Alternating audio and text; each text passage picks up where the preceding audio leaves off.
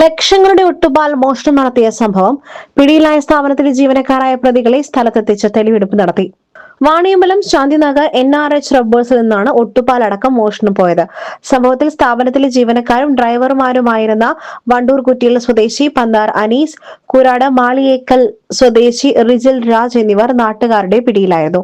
കഴിഞ്ഞ മാസം 27 രാത്രി 2 ലക്ഷം രൂപയുടെ ഒട്ടുപാൽ മോഷ്ടിച്ച് ജീപ്പിൽ കടത്തുന്നതിനിടെയാണ് ഇവർ പിടിയിലായത്. 4 വർഷമായി സ്ഥാപനത്തിൽ പലതവണയായി റബ്ബർ മോഷണം നടന്നിരുന്നു. ഇക്കാലയളവിൽ ഏകദേശം 85 ലക്ഷം രൂപയുടെ നഷ്ടം സംഭവിച്ചതായാണ് കമ്പനി അധികൃതർ പറയുന്നത്.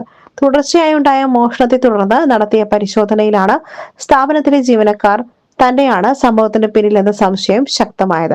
തുടർന്ന് നടത്തിയ നിരീക്ഷണമാണ് പ്രതികളെ കൈയോടെ പിടികൂടുവാൻ സഹായകമായത്. പെരിന്തൽമണ്ണ കോടതിയിൽ റിമാൻഡിലായിരുന്ന പ്രതികളെ NRH റബ്ബേഴ്സിലും വിൽപ്പന നടത്തിയ ചെറുകോടുള്ള മലഞ്ചരക്ക് വ്യാപാര സ്ഥാപനത്തിലും എത്തിച്ച് തെളിവെടുപ്പ് നടത്തി. SS Gold, pure gold.